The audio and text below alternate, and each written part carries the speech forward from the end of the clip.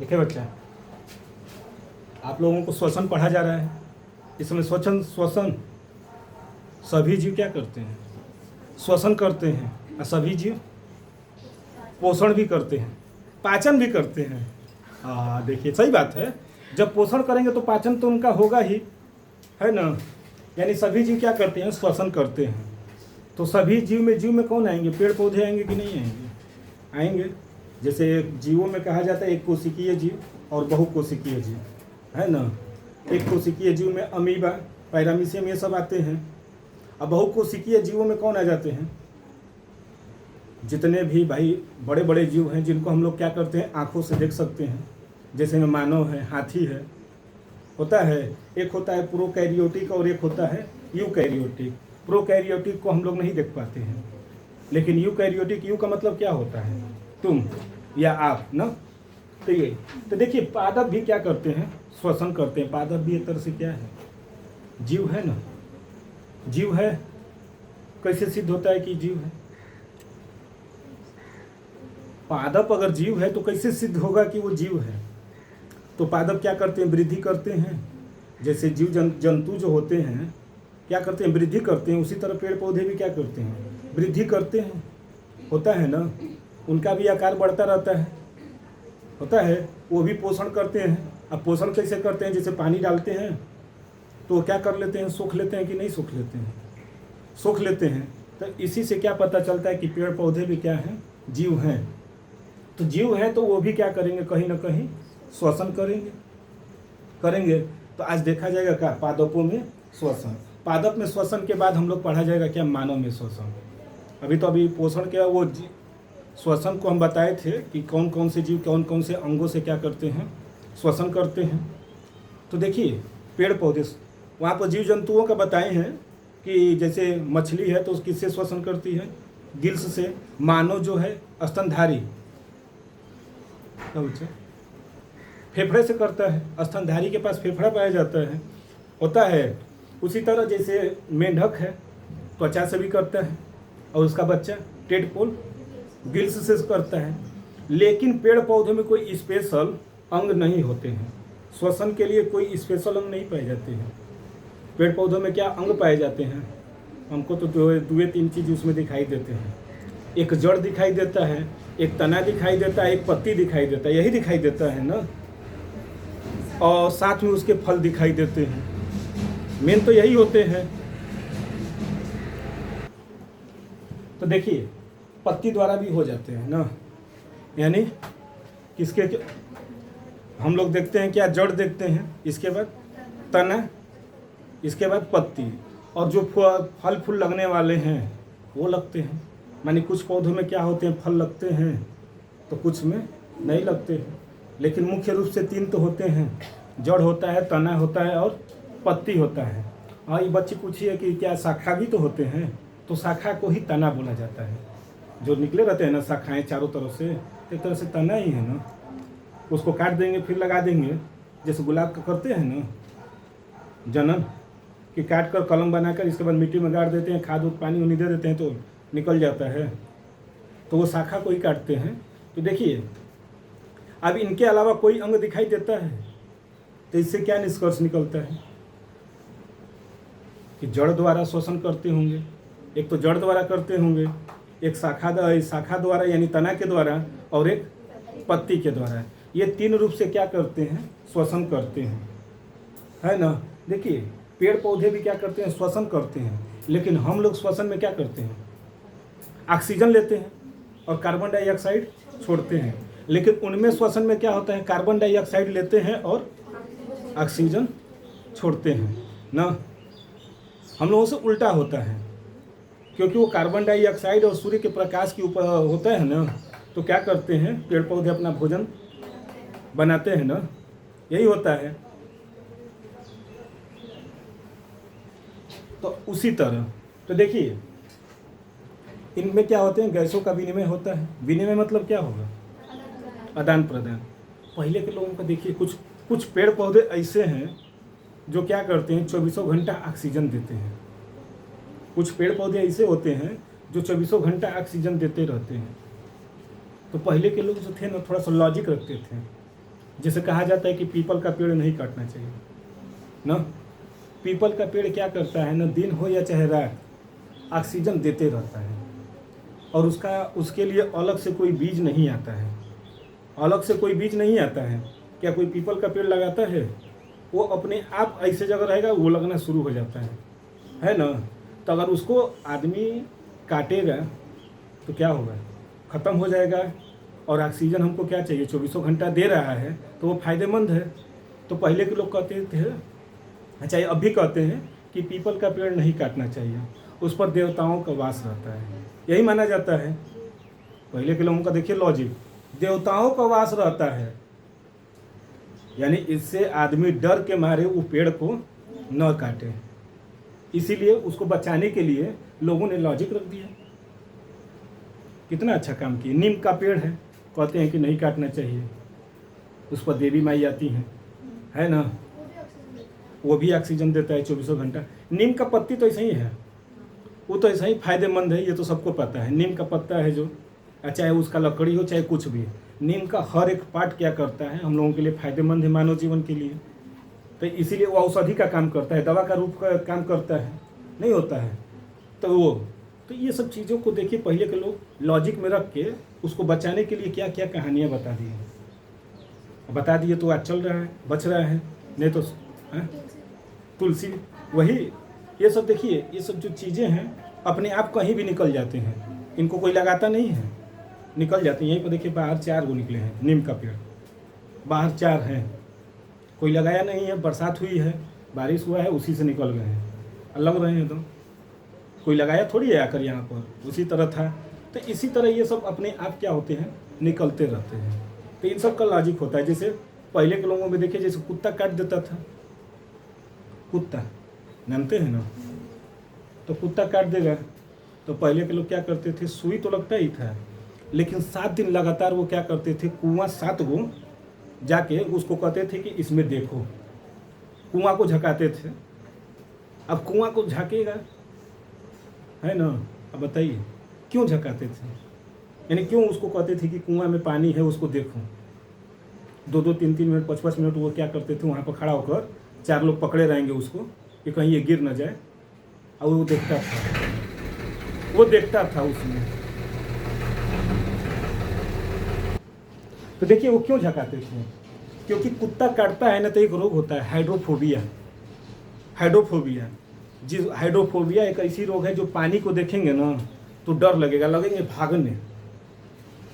भागने, अब वहाँ से पनिया देखते लगेंगे भागने। तब क्या होगा, उसके डर को ख़त्म करने के लिए एक मन में बैठा है कि कुत्ता काटा है तो हम कहीं मर न जाए। अब पानी को देख लेगा, अगर डरना शुरू तो समझिए वो मरेगा, तय है, वो मर जाएगा। गाय भैंस को भी काट देता है, अगर वो लोग भी पानी को देखकर लगती हैं भागने तो समझिए वो भी मर जाती हैं। तो वो एक ऐसा रोग होता है। तो पहले वो जब कुआं को देखेगा ना तो उसके मन में एक डर खत्म हो जाती है, क्या कि हम कुआं देख रहे हैं ना, जहर उसका ख़त्म हो रहा है। पहले तो उसके अंदर का डर ख़त्म करना है, और जब उसके अंदर का डर ख़त्म होगा तो बाकी कोई भी आएगा तो वो क्या होगा, ख़त्म हो जाएगा। अब बार बार देख रहा है कुआं को, पानी को बार बार देख रहा है, कोई डर नहीं लग रहा है। एक तो उसके मन में भी है कि हम सही हो रहे हैं, और डर भी नहीं लग रहा है। धीरे धीरे वो क्या हो जाता था, सही हो जाता था। तो पहले के लोगों में क्या था, लॉजिक था। आज सब एक्सपेरिमेंट में बैठे हैं, इस समय रील्स चल रही है हल्दी वाला, पूरी दुनिया क्या कर रही है, खोज कर रही है। तो हम लोग परेशान हैं, कैमरा मोबाइल का उल्टा करके उस पर लाइट जलाकर, शीशा वाला गिलास रखकर, पानी रखकर, उसमें हल्दी डालकर और म्यूजिक हो रहा है ना, इस समय ट्रेंडिंग में है। तो सबका अलग अलग है, सब अपना अपना लॉजिक रख रहा है। ये भी एक लॉजिक है, उसके अंदर भी साइंस है, आखिर क्यों चमक रहा है हल्दी। तो इसका भी कई तरह से कुछ लॉजिक है, बता देंगे अभी थोड़ी देर के बाद उसमें क्या लॉजिक है, क्यों आखिर वैसे चमक रहा है। तो देखिए क्या करते हैं, जो हम बोल रहे थे वही सब लिखे भी हैं कि पादपों में श्वसन क्या होता है, दिन रात होता रहता है। जैसे हम लोग सांस लेते रहते हैं, वो भी क्या करता है, सांस लेता है। क्या है, हम लोगों का शरीर या पूरा फेफड़ा फूल जाता है, उन लोगों का फूलता है। हम लोग के फेफड़े में आग लगता है, उनके लगता है नहीं ना, फेफड़े में आग लगता है ना, नहीं होता है उनमें। हम लोग के फेफड़ा में आग नहीं लगता है, किसी को देख कर नहीं जलते हैं। तो जलने से वही फेफड़े में आग तो लग गई, नहीं लगता है। नहीं, देखिए यानी पादपों में श्वसन क्या होते हैं, दिन रात होते हैं। और इसके अंतर्गत वे क्या करते हैं, कार्बन डाइऑक्साइड क्या करेंगे, ग्रहण करेंगे। कार्बन डाइऑक्साइड ग्रहण करेंगे और क्या देंगे, ऑक्सीजन मुक्त करते हैं। O2 का मतलब ऑक्सीजन, ऑक्सीजन क्या करेंगे, मुक्त करेंगे। पादपों में प्राणियों की भांति गैसीय आदान प्रदान करने के लिए कोई स्पेशल अंग नहीं होते, यानी विशिष्ट अंग नहीं होते हैं। कोई फेफड़ा नहीं होता है, कोई अंग नहीं होते हैं कि जिससे वो क्या करे, फेफड़ा नहीं पाया जाता। स्पेशल अंग थोड़ी है कि सांस आएगा हम उसी से छोड़ेंगे उसी से लेंगे, नहीं होता है। पादपों में श्वसन किससे होता है, तो जड़ से। तना, तना में क्या पाए जाते हैं, छोटे छोटे छिद्र पाए जाते हैं जिसे हम लोग वात रंध्र बोलते हैं, छोटे छोटे। इसके बाद पत्ती, पत्ती में भी छिद्र पाए जाते हैं, तो द्वारा होता है। यानी किसके किसके द्वारा होता है, जड़, तना और पत्ती के द्वारा पेड़ पौधे क्या करते हैं, श्वसन करते हैं ना। जड़, जड़ जानते हैं, जो जमीन के अंदर रहता है, थोड़ा सा ऊपर आएंगे तो क्या होगा, तना हो जाएगा। और तने के में ही क्या होते हैं, जब ऊपर जाएगा पूरा चारों तरफ शाखाओं के रूप में फैलेगा, तो उसमें क्या हो जाती हैं, पत्तियां आ जाती हैं। और पत्तियों में क्या होते हैं, छोटे छोटे छिद्र पाए जाते हैं, उससे क्या करता है, वो श्वसन करता है। यही 3 अंग होते हैं पेड़ पौधों में श्वसन के लिए, 3 अंग, जड़, तना, पत्ती, है ना। तो देखिए एक आता है जड़ों द्वारा गैसीय विनिमय, यानी गैसियस एक्सचेंजेज बाई रूट। विनिमय का मतलब आदान प्रदान करना है ना, आदान प्रदान। हम 5 रुपया आज आपको दिए, कल आप हमको 10 रुपया देंगे, नहीं तो बिना फायदा का कोई देगा, तब हम काहे को 5 रुपया अपने पास न रखे रहें। होता है ना, जैसे कोई देता है पैसा तो कहता है कि ब्याज देवे तब हम दे, न तो ना दे। ब्याज को कहिए तो तुरंते दे देते हैं, ऐसे कहेंगे अरे नहीं है, ख़त्म हो गया है। और जो ही ब्याज का नाम सुनेगा कहेगा चलो कल पढ़ के अबे ना करिए, 1 रुपया, 100 रुपया दे रहे हैं, कल 110 देंगे, ठीक है ले लो। कहेंगे 100 रुपया दीजिए, कल ले लीजिएगा, अरे नहीं लेके, यही कहते हैं। तो देखिए क्या है, जड़ों द्वारा गैसों का अच्छा नहीं। तो देखिए मृदा कणों के बीच उपस्थित, मृदा कण, मृदा मतलब मिट्टी ना, मृदा मतलब मिट्टी, माटी है ना। हम लोगों का शरीर माटी का बना है और फिर माटी में ही मिल जाता है ना। का लेकर आए थे और का लेकर जाएंगे, मिट्टी से आए थे और मिट्टी में ही मिल जाएंगे। तो देखिए क्या करता है, मृदा कणों के बीच उपस्थित मूल रोमों में, मूल रोम, मूल का मतलब जड़ और रोम का मतलब रोवा। जैसे हम लोगों के शरीर का रोवा होता है, उसी तरह जड़ में क्या पाए जाते हैं, रोवा पाया जाता है, रोवा। देखेंगे जब जड़ को उखाड़ेंगे ना तो छोटा छोटा रेशे की तरह क्या होता है, निकला रहता है। जब कभी नहीं होता है कि पौधे को कबार देते हैं शोर से, तो वो कवर तो जाता है पूरा, लेकिन उसका जो रोवा था ना वो क्या हो गया, टूट गया। और टूट गया तो पानी अवशोषित करेगा, नहीं करेगा। पानी को कहाँ से अवशोषित कर पाएगा, पानी को इकट्ठा करने का काम कौन करता है, रोम, रोम जिसको रोमा बोलते हैं। जैसे खोपड़िया है ना, बलवा छिलवा देंगे, छिलवा दिए, इसके बाद पानी डालेंगे तो फट से निकल जाता है, हो जाता है। अगर नहीं होता है कि पानी जो ही डालेंगे फट से गिर गया, फिर डालेंगे, समझे में नहीं टिकेगा कि नहीं। लेकिन बाल है, अगर पानी डालिए तो कुछ देर के लिए रहता है ना, तभी तो तौलिया से ऐसे करते हैं, पोंछते हैं। तो वही यानी क्या करता है, मूल रोमों में विसरण प्रक्रिया के द्वारा गैसों का क्या होता है, विनिमय होता है। यानी रोम जो होता है उसी के द्वारा क्या होते हैं, गैसों का आदान प्रदान होता है। क्योंकि वही पानी भी सोखेगा, जब काम वो कर रहा है तो वही क्या करेगा, देगा भी तो। अर्थात O2 मूल रोम में क्या होते हैं, विसरित होते हुए मूल कोशिकाओं में क्या हो जाते हैं, पहुंच जाते हैं। CO2 बाहर मृदा में मिल जाती है, जो मिट्टी है ना, CO2 उसमें क्या हो जाएंगे, जाकर मिल जाते हैं। विसरण की पर्यावरणीय अवस्थाओं और पौधों की आवश्यकताओं पर क्या होता है, निर्भर करता है। यानी जो विसरण की प्रक्रिया है, यानी लेने देने का विसरण, उसके लिए क्या होता है, पौधों की क्या होती है, अवस्थाओं और पौधों की आवश्यकताओं पर क्या होता है, निर्भर करता है। यानी क्या कर रहा है, विसरण की दिशा पर्यावरणीय अवस्थाओं, यानी कैसा अवस्था है उसके अनुसार वो क्या करेगा, निर्भर करता है। और पौधों की आवश्यकताओं पर, यानी कितना पौधे को कितना ऑक्सीजन चाहिए, अच्छा कार्बन डाइऑक्साइड चाहिए ना, तभी तो माने जितना अगर उसको मिलेगा उतना वो देगा। जैसे बड़े बड़े विशाल बरगद के वृक्ष होते हैं, जितना बड़ा वृक्ष होगा उतना ज़्यादा क्या करेगा, ऑक्सीजन रिलीज करेगा, होगा ना, यानी छोड़ेगा, और कार्बन डाइऑक्साइड उतना ही क्या करेगा, लेगा ना, यही होती है। इसी तरह आता है क्या, तने द्वारा गैसीय विनिमय, यानी तने द्वारा। तो काष्ठीय पादपों में, काष्ठीय मतलब जिनमें लकड़ी, काष्ठीय का मतलब क्या होता है, लकड़ी, लकड़ी होती है। काष्ठीय पादपों में गैसीय विनिमय तने पर उपस्थित छोटे छोटे छिद्रों द्वारा होती है। देखिए छोटे छोटे छिद्र पाए जाते हैं तने में। तने को काट कर सूखा तना रखे रहिए और एक कटोरी ले लीजिए, चाहे थाली, और उसमें उस तना को डाल दीजिए, रात भर छोड़ दीजिए, वो पानी को क्या करेगा, धीरे धीरे सूख जाता है। तो सूखता है तो कहाँ से सूखेगा, कहीं ना कहीं उसके बॉडी में क्या है, छिद्र है, तभी तो सूखा है ना। तो उसी तरह उसमें जो छिद्र है ना, उसी से क्या होते हैं, गैसों का विनिमय होता है।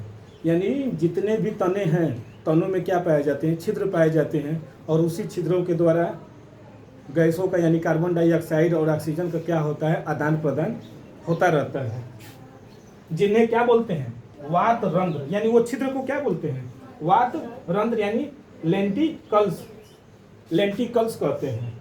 जबकि शाखीय पादपों में तने पर उपस्थित रंध्रों द्वारा क्या होते हैं,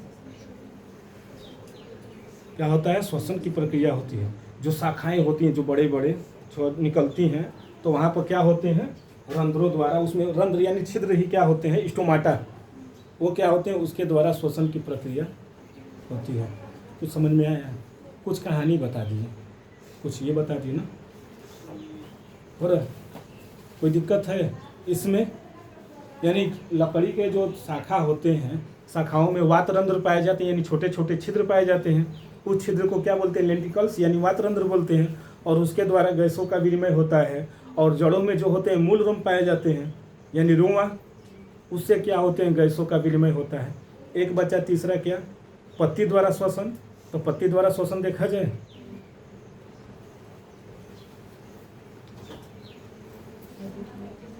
देखिए बच्चा, अब पत्तियों में गैसों का क्या होगा, विनिमय होगा।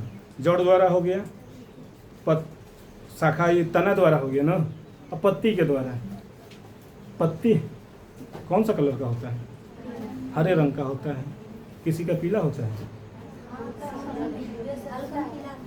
पीला हो जाता है, लेकिन शुरुआत में हरा ही रहेगा। फिर धीरे धीरे जैसे जैसे उसकी उम्र ढलेगी तो पत्ती का कलर भी क्या होगा। जैसे हम लोग भी जब नए थे तो स्किन चमकता रहता है, लेकिन जैसे जैसे आप बूढ़े होते जा रहे हैं तो स्किन क्या हो रही है, अब लोग कम होता जा रहा है ना। कहाँ हंस रहे हैं, कुछ पत्ते अधिकतर पानी से मिलने लगे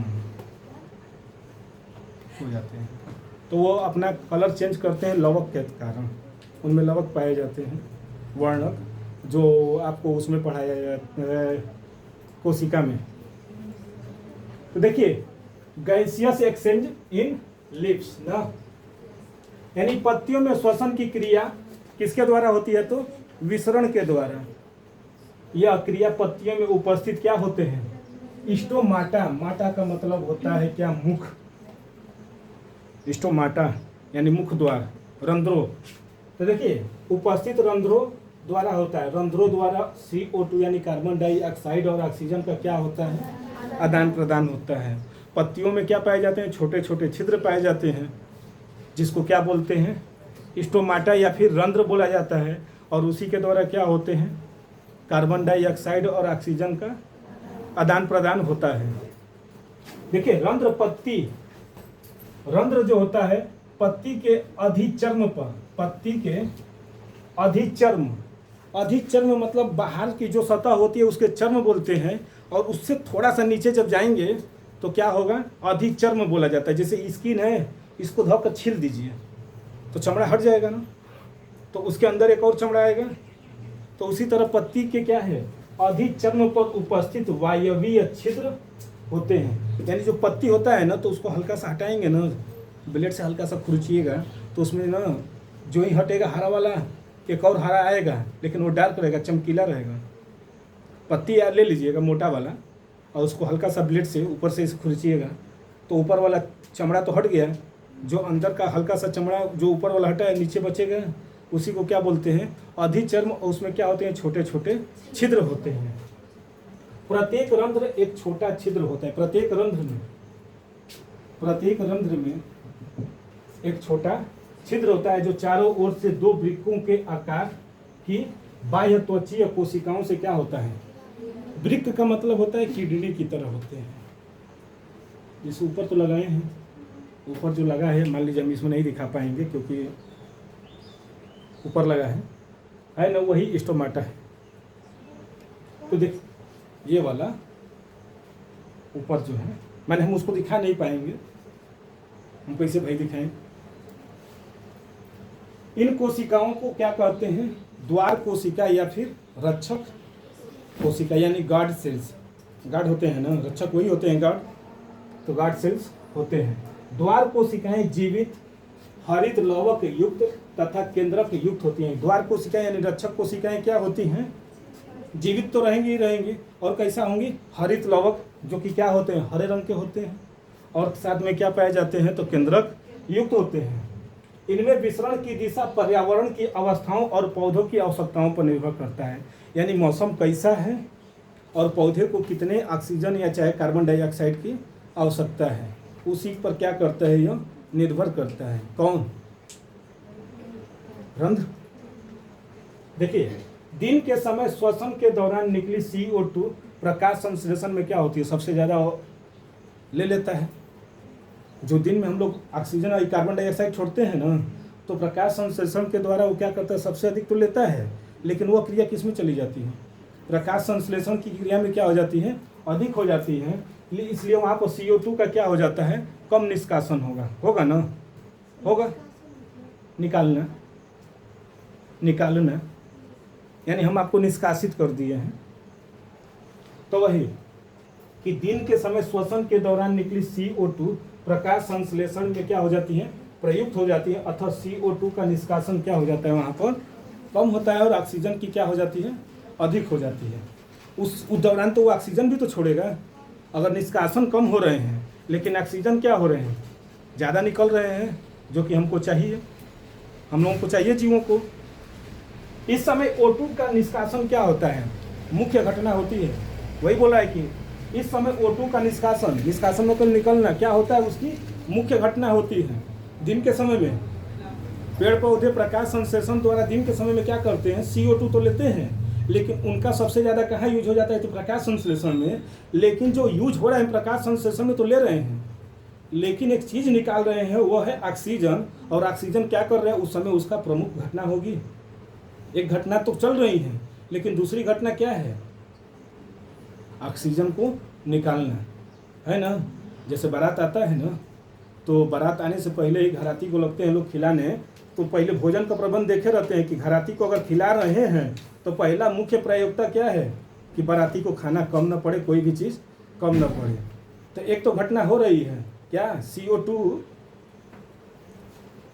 CO2 क्या हो रहा है, प्रकाश संश्लेषण में तो अपना करके अपना भोजन का निर्माण कर रहे हैं, लेकिन एक चीज़ दिमाग में है कि ऑक्सीजन है, तो वो उसकी क्या होगी, मुख्य घटना होगी, उसको क्या होगा वहाँ पर निष्कासन होगा। और देखिए, और इसके बाद क्या कर रहे हैं, रात्रि में जब प्रकाश संश्लेषण का अभाव होता है तब CO2 का निष्कासन क्या हो जाता है, अधिक हो जाता है।